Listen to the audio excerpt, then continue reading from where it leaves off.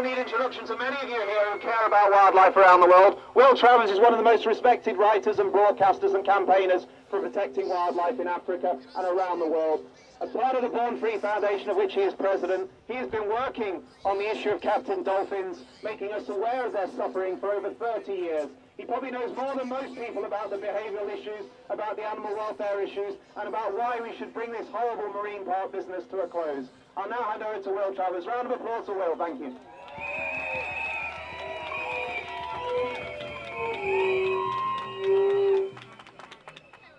Good afternoon, everybody.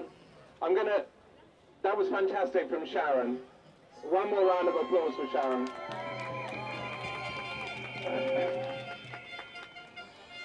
So I'm not going to talk about behaviour, and I'm not going to talk about dolphins in tanks, and I'm not really going to talk about Taiji, because Dominic, when he speaks, is going to tell you about the campaign and what you can do and what we're calling on others to do to bring this terrible travesty to a close.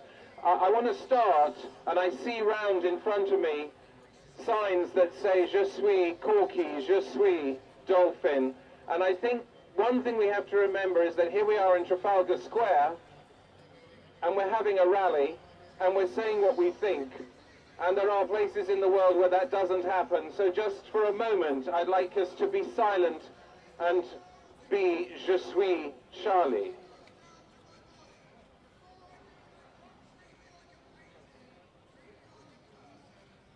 Be thankful that we can speak out without fear or favour. And now I also want you just to be silent for a moment, not that you're making much noise, but I want you to raise your placards, every single one of them, and this is in silent tribute to all the dolphins that have been destroyed and tortured and murdered in Taiji. This is our moment of respect for them.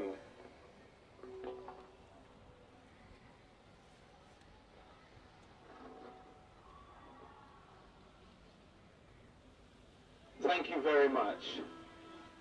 So, what am I going to talk for 5 minutes about? I'm going to talk about David and Goliath, of how good people working together can change the world.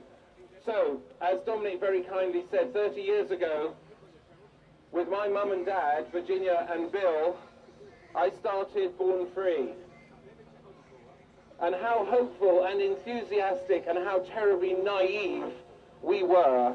We believed then that the absurdity of locking animals away in zoos and circuses would end within a few years. After all, who could seriously think that we were going to address the crisis of wildlife and biodiversity across the world by breeding a few hundred species in captivity, releasing a handful back to the wild, and claim that locking them up was educational? It was so wrong then, and it is so wrong now, and we thought it would be over in a few years.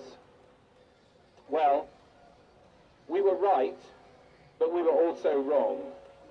The notion that captive exploitation of animals is an effective conservation tool is as preposterous today as it was then. But I have to tell you, the prospect of seeing zoos and circuses and water circuses slide into oblivion is slightly over-optimistic. We have a long battle on our hands. There are still 10,000 zoos worldwide. They are still the final resting place of millions of animals. They are still consumers of wildlife, sucking in and wasting billions of pounds every year. And we all know what we could do with even a fraction of that money if we really wanted to save the natural world.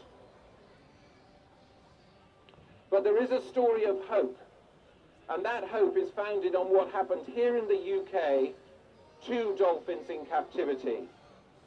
There are none. There's none.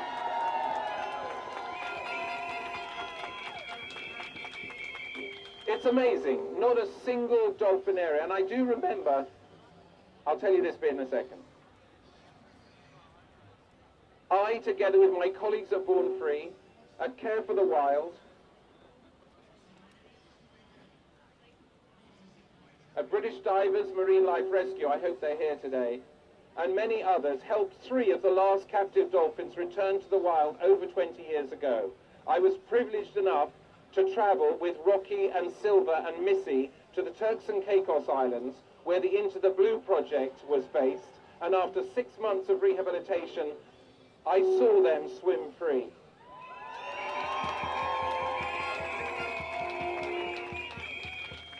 It was one of the highlights of my life, and I cannot tell you the challenges we faced. People saying that they would stop us getting the dolphins out of the tank. They'd stop us getting them to the truck. They'd break people's legs. They'd break people's arms. They would physically prevent us from taking those dolphins to a better life and to a life with a future.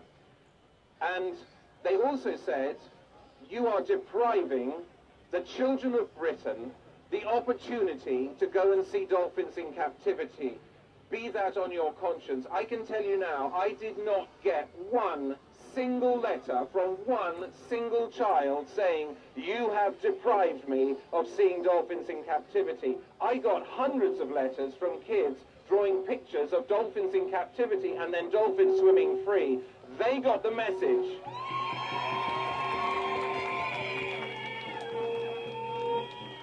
However, it may be over here, but the battle is not won. I thought it was, and I was wrong. Like any business where there are large amounts of money to be made, and where if you lose an asset, and that's what a dolphin is, everybody, a dolphin is an asset, it can easily be replaced and pay good money to perpetuate the commercial exploitation of dolphins and whales, commercial exploitation that, as Dominic will explain, is fed by and sustains the current Taiji slaughter. But the game is changing. The relentless efforts of so many anti-captivity champions, you know them, Rick O'Barry, Naomi Rose, the Garretts, Paul Spong, Helena, John Crow, Alan Knight, Ingrid Visser, Sam Bird, Courtney Vale, Jeffrey Venter, and many, many more. And I include you all in that. Those people, you will not let the battle be lost. And then we have amazing and relatively new assets that we could only dream about 20, 30 years ago. We have The Cove, a film that is changing hearts and minds, and we have the incredible Blackfish.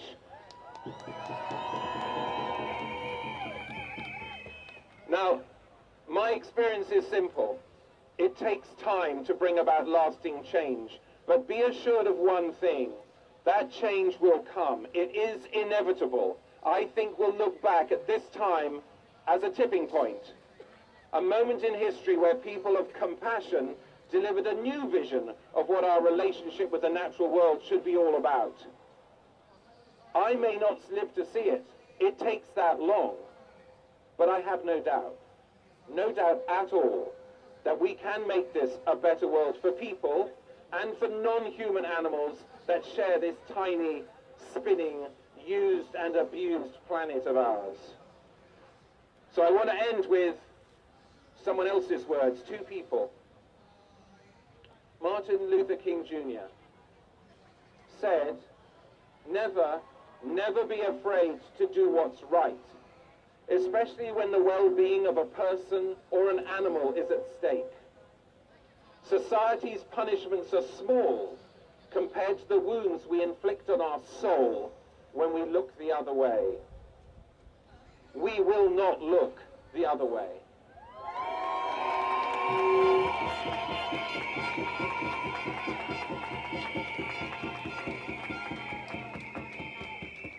And then the wonderful Audrey Hepburn. Simple, brilliant language. She said, as you grow older, you realize why you have two hands. One is to help yourself, and the other is to help others. Our hands here today are outstretched and ready to help the dolphins of Taiji and dolphins and all other abused wildlife around the world.